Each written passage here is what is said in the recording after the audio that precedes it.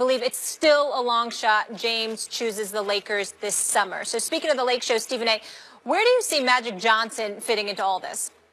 Well, here's how Magic Johnson fits in all of this, and I talked about this on my radio show. Doesn't get mentioned too much because we're always talking about Will Cain, but there's a lead in to Will Cain on ESPN Radio. It would happen to be the Stephen A. Smith Show from 1 to 3 p.m. Eastern Time nationwide in 250 plus markets across the United States of America. But I'm sure that's dwarfed by Will Cain. Believe what you want. Here's the deal.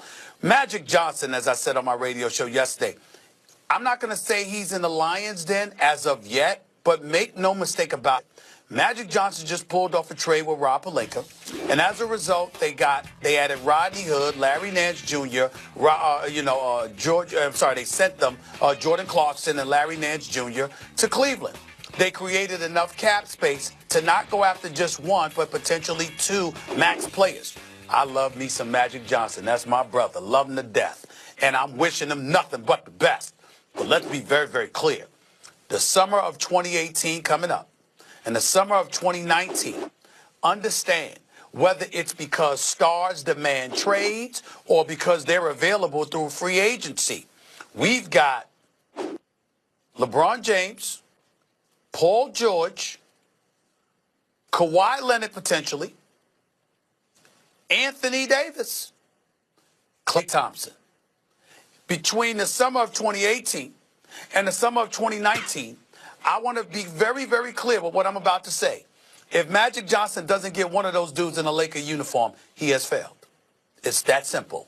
This is what, and I've said this about Phil Jackson, who did nothing but steal money from the New York Knicks, and James Dolan pulled off the heist of the century as far as I'm concerned. The man got $60 million for drafting one player in Kristaps Porzingis. And other than that, he was asleep at the wheel or chilling in Montana doing something that Shaq alluded to during his Hall of Fame speech. Here's the deal.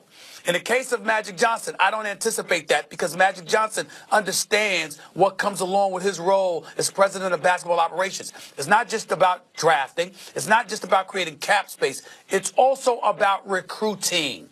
You have to be able to recruit.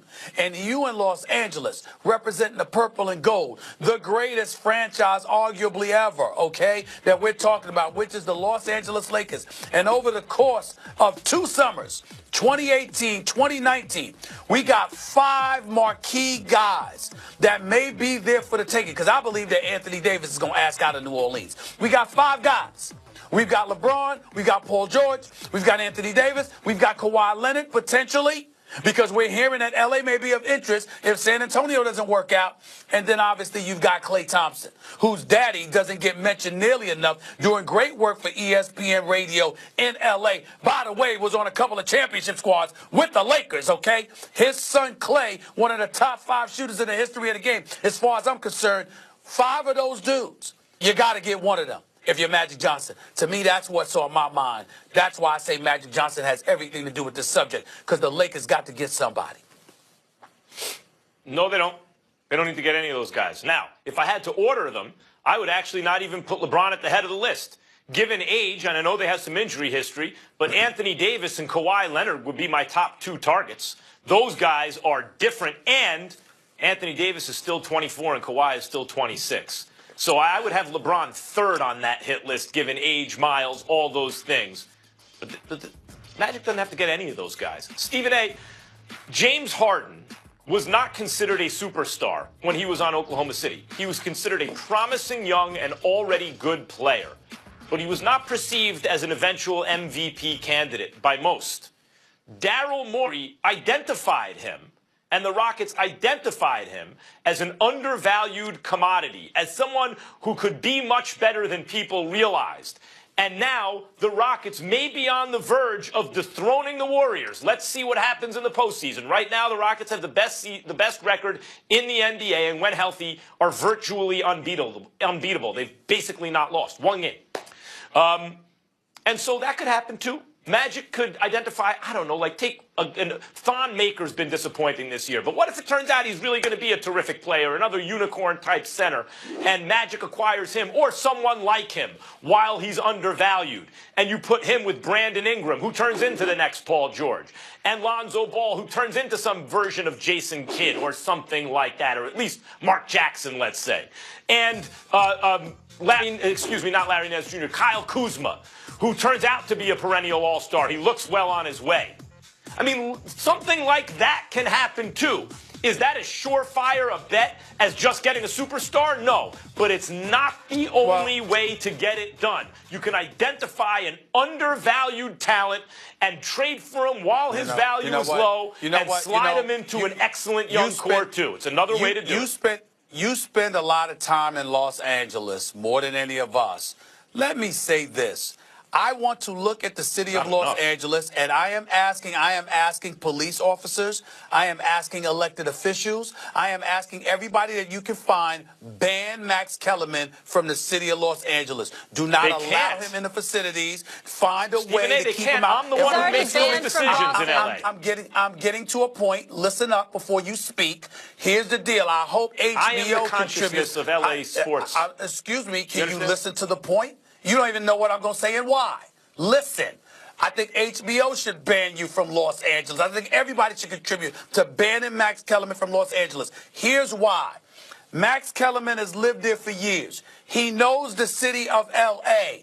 Max loves L.A., lavishes in all that L.A. represents, but suddenly gets on national television and acts like he doesn't know what they represent. You know good and damn well that L.A., more so than any franchise in the NBA, requires a star. It's one thing to win. I understand that. Of course, that's the priority. But I'm talking about a box office attraction. That's why you really draft Lonzo Ball with number 2 instead of the Jason Tatums of the world, because you needed box office. And if you don't have it, there's something that's missing. Only from LA. I'm not talking about any other franchise. I'm talking about from LA. And you, of all people, taking this position after doing afternoon drive there for years and having a crib out there and enjoying the sunshine, looking like you got a tan every 5 seconds, and you're going to sit up there and act like suddenly you don't know what the city of Los Angeles requires? Shame, Max. Shame. Betrayal on your part. Dr. Jerry Buss, the late great owner of the Los Angeles Lakers, the greatest owner in the history of American team sports by far. Dr. Jerry Buss was able to do what you just talked about. He could get box office attractions without taking his eye off the ball. He could still win championships while he did that. He's about the only one in history who's ever been able to do it.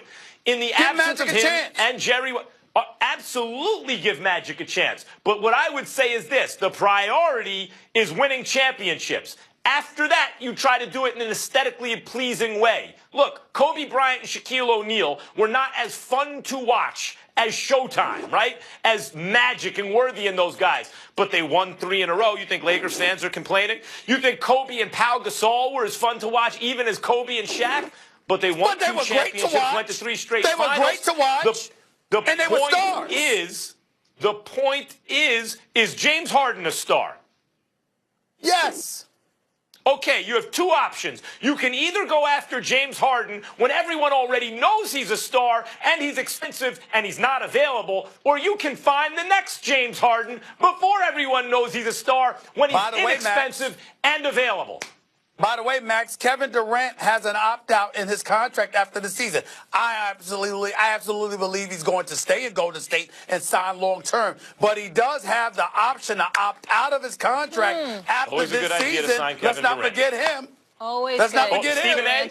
Always a good idea to sign Kevin Durant. I would never argue against that. No debate on that one. Magic has traded away 5 players since he took over. They should have up to $70 million in salary cap space this summer, enough to sign 2 guys. Tune into the show on Monday, because we'll be reacting to Selection Sunday with Jay Will and Jay Billis. Do they think Arizona will overcome the controversy? And coming up next, the Raptors crushed the Rockets in Houston last time they played, but Houston was without CP3. Will he make the difference? Tonight's the night. Stay tuned. Think about this for a second. I'm going to give the ultimate.